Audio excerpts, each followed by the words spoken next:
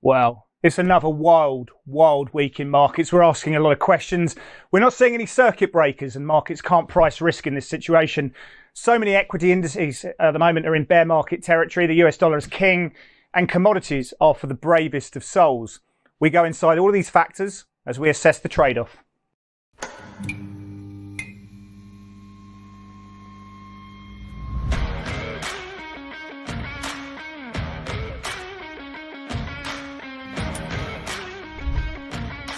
Well, hi, I'm Chris Weston, Head of Research here at Pepperstone. And talking of brave souls, I've got joined by my friend Blake Morrow from Forex Analytics. And as always, we're going to be unpacking all these crazy moves that we're seeing in financial markets through multi-asset classes, through different technical setups. We're going to be looking at all the key themes that are making news at the moment and try and work out what the trade is at the moment going through these markets. So as always, if you want to get in on the channel, get in on the channel and make a comment. We love your comments. We love to hear what you have to say. There's some great engagement going through the community at the moment. So many people have got some really intelligent things to say about what's happening. And we want to hear from you. So just give on the program and leave your comments and we'll reply where we can. Give it a like if you can as well. And that will obviously help with the program going forward as well. So before no further ado, let's bring the great man back into the program. Blake, how are you, mate? You well? I'm doing well. How are you doing, Chris? Good, mate. Good. Look, carnage, tin hats, that kind of stuff. I talk about circuit breakers. What's the thing that you're looking out for right now that gives you a sense that things are just overdone, overcooked? I'm looking for the markets in turmoil piece on CNBC's screen. As soon as I see that, I know it's about time to be leveraged long anything and everything. We're not there at the moment, and we make a joke of the situation. Obviously, it's a very serious situation. Yeah, people are losing money, people are making money, but obviously the driving force behind all of this is a very serious situation, and we can't forget. Of course, we can't forget. But yeah, I agree. Yeah, CNBC comes up. I think we know that that's the point of maximum pessimism being priced into market, but I don't think we're there yet. Anyway, let's go straight into the program and let's have a look at Topical Thunder and go through some of the factors that are making the news at the moment.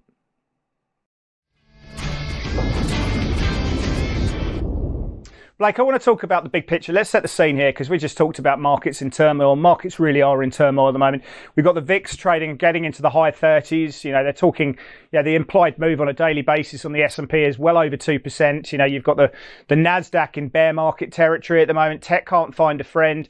You've got incredible volatility in commodity prices. I mean, wheat, you can't get a trade on. Every day it just opens up, limits up. You can't get a trade, but it's just flying. It's trading like a meme stock. You're seeing incredible movement in the currency markets. The implied volatility in the euro is super high, multi-year highs.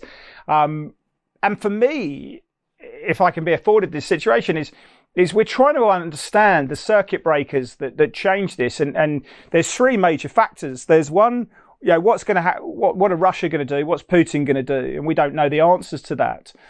We can't price risk around that, so we can't find the circuit breaker. The second thing, it's de-escalation is the circuit breaker. The second thing is, what are the Fed going to do? And for me, they haven't got the markets back. We're looking for a circuit breaker from the Fed, and it's not coming. The third thing is around the food crisis. What does the price in wheat and all these factors mean for emerging markets? We're looking for all these circuit breakers. We can't see them, and that's why we're seeing the volatility. What are you sensing here? I think it's just the extremes are going to. We're either at the peak or very close to the peak, Chris. And I was actually just randomly at a ice cream place with my nephew.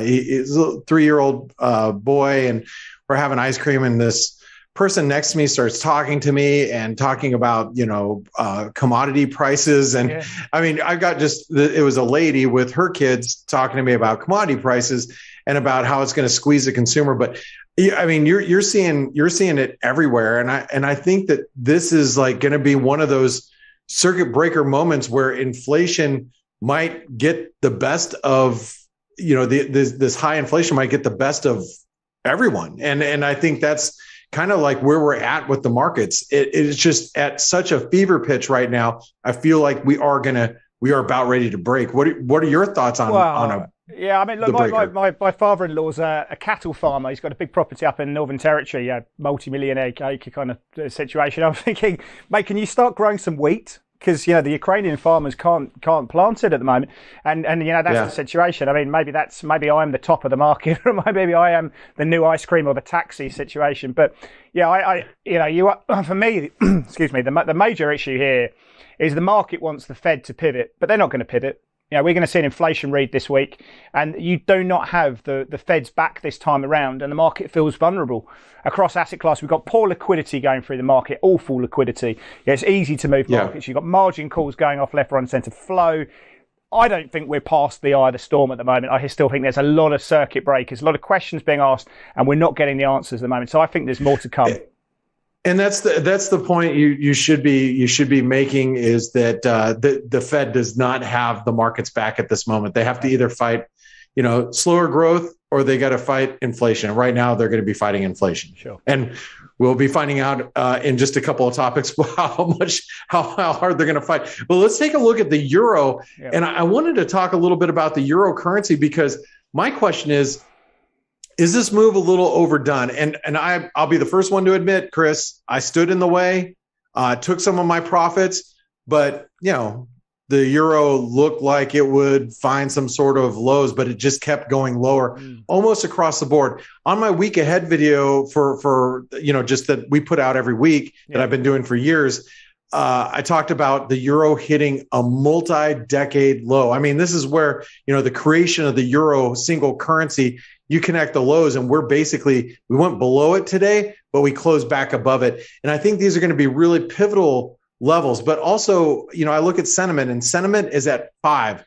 2 days in a row. That was 5 on Friday, 5 overnight today. That's some very, very extreme sentiment that I honestly can't remember reading for the years that I've been doing or looking at sentiment. I don't ever remember it this bearish. So that usually means you'll get a snapback. So what are your thoughts here on the euro and with how it's trading against other currencies? I think when you've got an event like what we're seeing at the moment, not just the Fed, but obviously the geopolitical issues, some of these technical readings, it's very difficult to look at. People are, we've got the RSIs on the euro dollar, euro crosses at, ridiculous levels.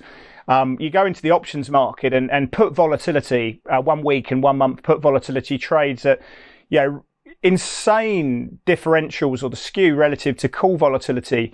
And that's one of the sentiment readings. You can look at the DSI that you talked about. I mean, there's so many of these factors which are at multi-year lows and so extreme.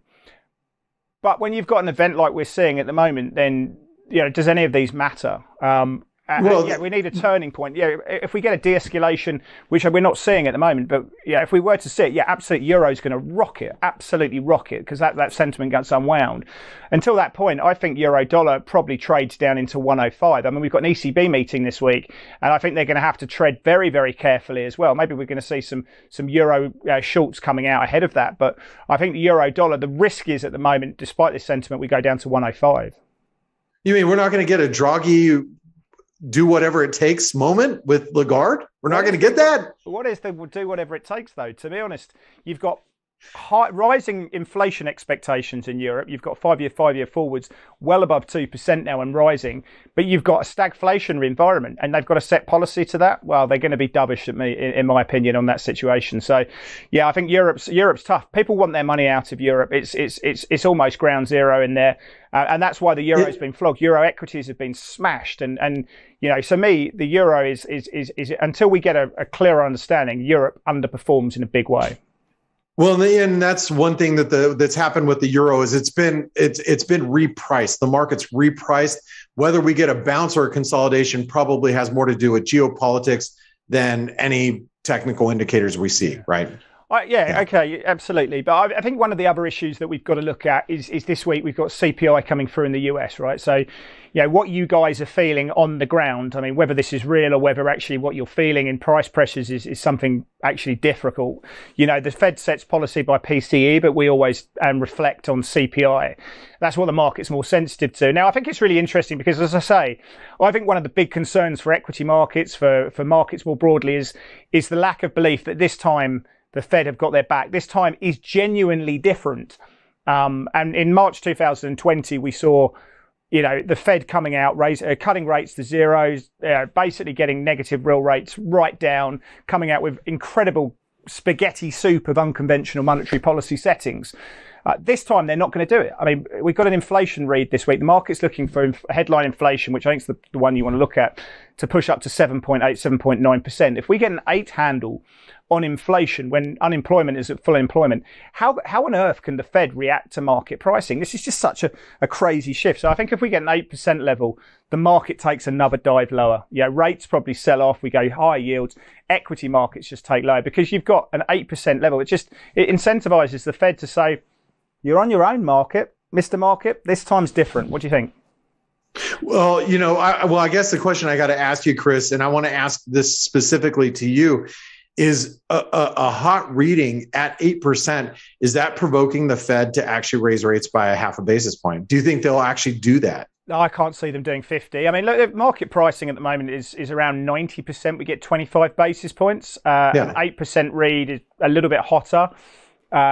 You might get the Fed funds selling off a little bit, and you might see, just over a maybe 25, 30 basis points priced in, maybe.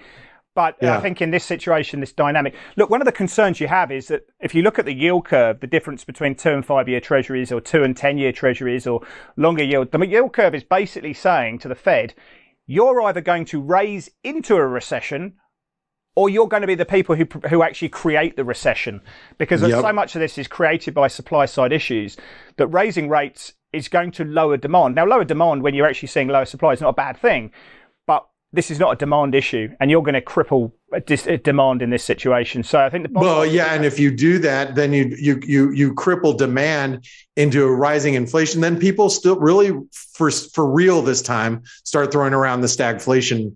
Exactly. So the question all the time. The question is our job, Blake, is to price risk and react to risk events that are coming through.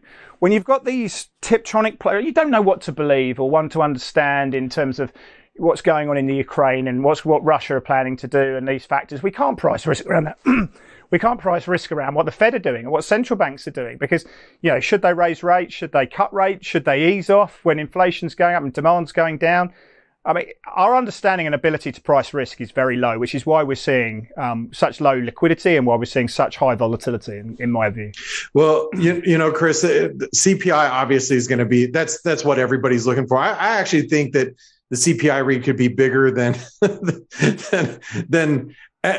might even be bigger than the interest rate decision going into next week, believe it or not. But we'll see. But we also need to talk about commodities, since we are talking about inflation. Let's talk about commodities, and are we at peak commodity prices? Because one of the things that's going to clamp down on this rise, this meteoric rise that we've seen. You pointed out wheat. You look at natural gas. You look at heating oil, just regular gasoline, crude oil, traded up to, what did we trade up to today? 126. We got up to 130 in 130. I mean, but everything across the board, prices are going up. And at what point, I got to ask this, will it stifle demand where people say, you know what, I have to cut out this to pay for that? Yeah. And when you have I know the U.S. economy, so much of the U.S. economy is paycheck to paycheck, and that's a fact. And I know that our savings have been bolstered a little bit with what the Fed and the government did back in COVID, but that was 2 years ago, Chris. Or a year ago, or whatever it was. Spent on crypto anyway, wasn't it? Yeah, that's right. Everybody bought Bitcoin when it was at 60K. So I mean, but realistically, Chris, how do you feel about commodities and these prices where we're at? I mean, at what point does the market just say, screw it, I'm not buying it anymore? It's difficult, mate, isn't it? Like, crude, I think everyone sort of bought crude on the idea that the US are going to cut back on importing Russian crude. I think the US imports about 495,000 barrels a day. They can take that supply from elsewhere. I mean, the Saudis potentially, I don't know, but the Canadians can offer some to their North American brethren. But Argentina. But the issue here is what happens in Europe. Ultimately, Europe are the elephant in the room. I mean, if you like, Germany have said they're going to lower their reliance on European on Russian gas and crude by 80% over the coming years or so, and maybe that's a signal. But if Europe were to come out and cut back, then I think you'd be looking at 150 on crude easily. We're not sure if that's going to happen. They'll be shooting themselves in the foot. But that's the elephant in the room is what the Europe. So the US have pulled back a little bit. I'm not calling a top on this. I think this is for the brave. The range expansion in so much of these commodities is huge. Your position sizing needs to be absolutely tiny because the risk that you're taking on these positions is huge. So if you're brave enough to trade this space, wheat, I mean, you can't even get a fill on wheat. It just opens up, limits up every day. Gold's a little bit easier. We're back above 2,000 now. Copper got above $5. It pulled back a little bit, and whether we can pull back up there. But, I think I'm not calling a top in any of these commodities at the moment, but I am saying that if you are trading them, the ranges that you're seeing on a daily basis are insane. Your position sizing needs to be minimum in these markets if you're going to survive and you continue to play in this game. Anyway, let's go into some of the charts that Blake and I are looking at. Let's go to That's a Setup.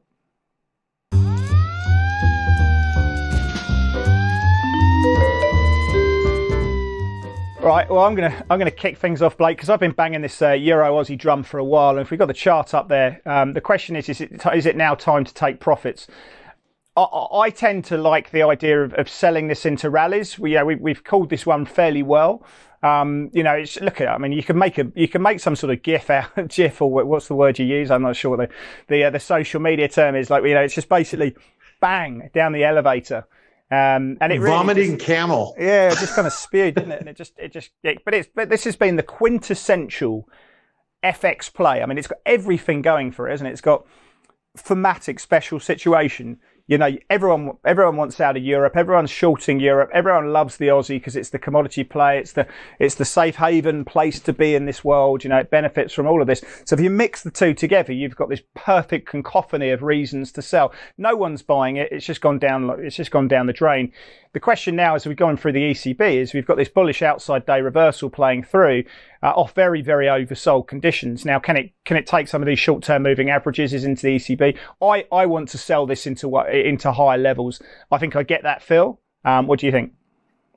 Well, I'm hoping you get the fill because I tried playing this at the end of last week, and I woke up overnight. It was down, for this pair, it was down like 70 pips or something. Closed it out really quick. It was a small position, but actually on Sunday night or when the markets open, I reestablished a position. So I'm up and I'm up pretty good right now. Nice. Now, I hope it rallies a little bit back into resistance. If it can even make it to 150, that'd be great. But the Euro Aussie, as far as I'm concerned, unless there is a de-escalation, ceasefire, talks really, to really take hold, I see it more as more of a consolidation, a bearish consolidation. While we're trading below 152, 153, you've got to just continue to be trading it on the short side more with size. Like if you're going to trade a counter trend like I am, trade smaller size. Yeah, that's right. I think if 150 would be the market's dropped 10% or so from that massive double top. The positioning, it just needs a little bit of a flush out. Obviously, wait for markets to give you the sign, but a little bit of a flush out would be very encouraging to reestablish short positions in this pair. Yeah.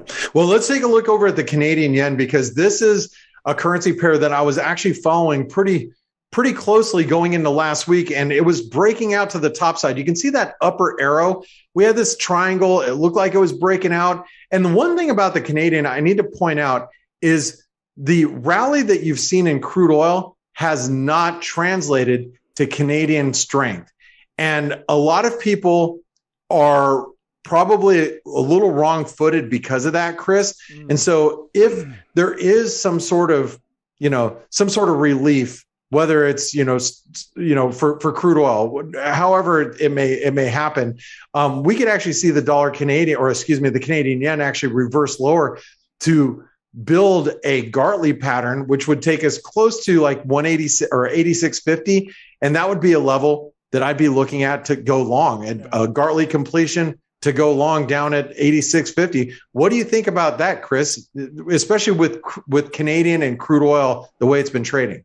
Never really been a Gartley guy, to be honest. So I've never really explored it. So I can't really give too much colour on that. But I will say that, if you go really where we've been through this year, we've traded like a pretty good range, actually. And it hasn't trended like some of the other pairs, 91.60, 89.60, around those kind of red range. It says if you were to zone in on that, you could actually see that we've been trading this really lovely real range.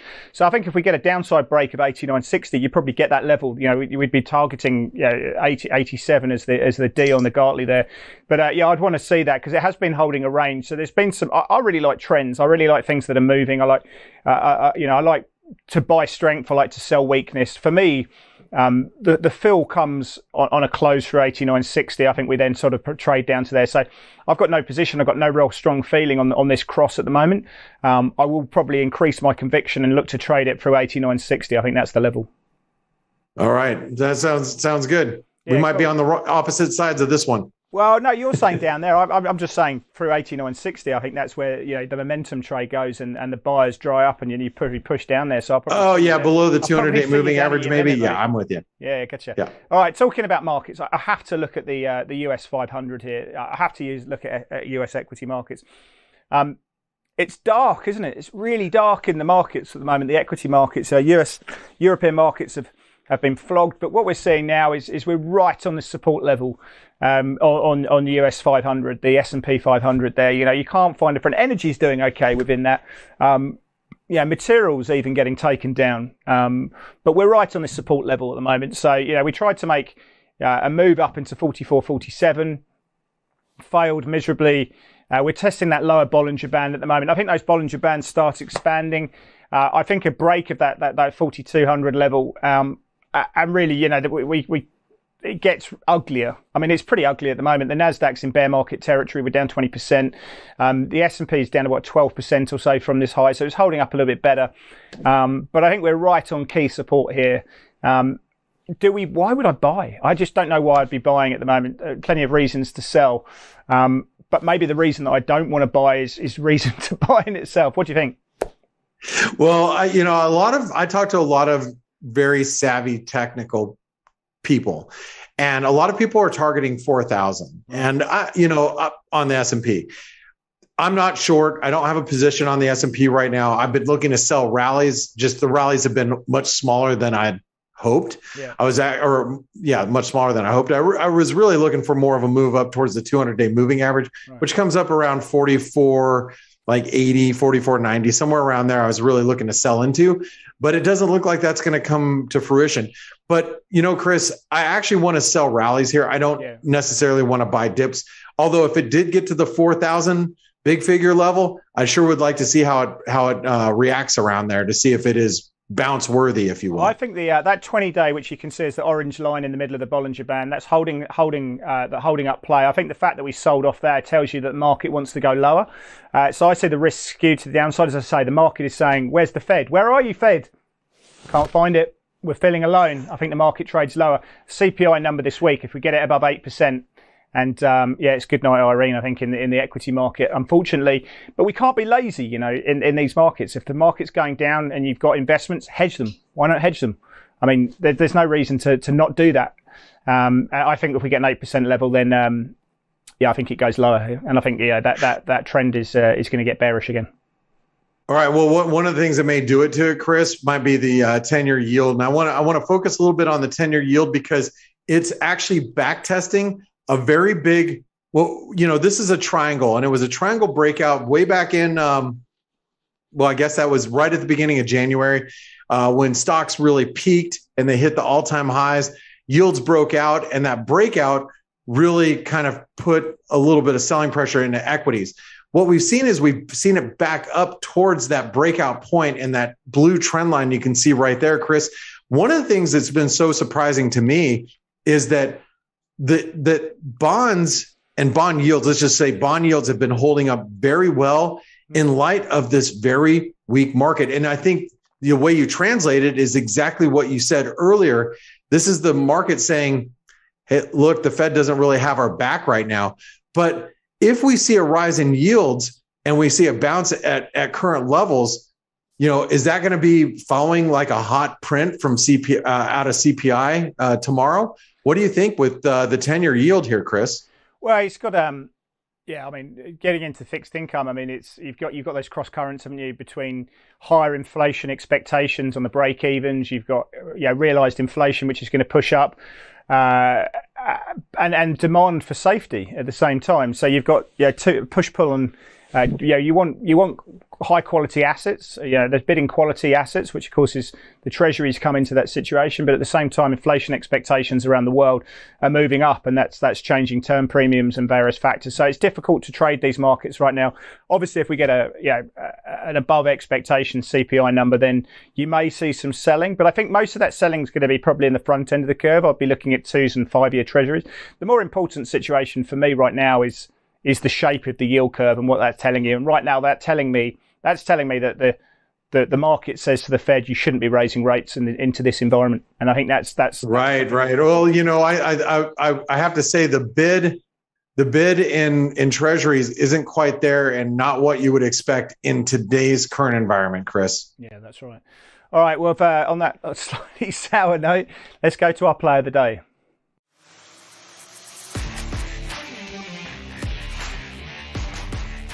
Blake, I've got the dollar index up now. Obviously, we know that's a sort of an aggregation of various currencies traded against that. 57% weighted to the euro.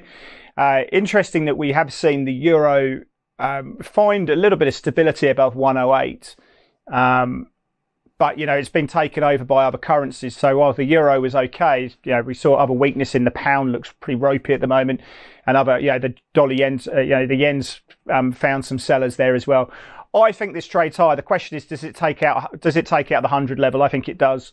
It's a bit overbought. That's a worry. But I wouldn't be betting against this one. I think by the end of the week we probably see.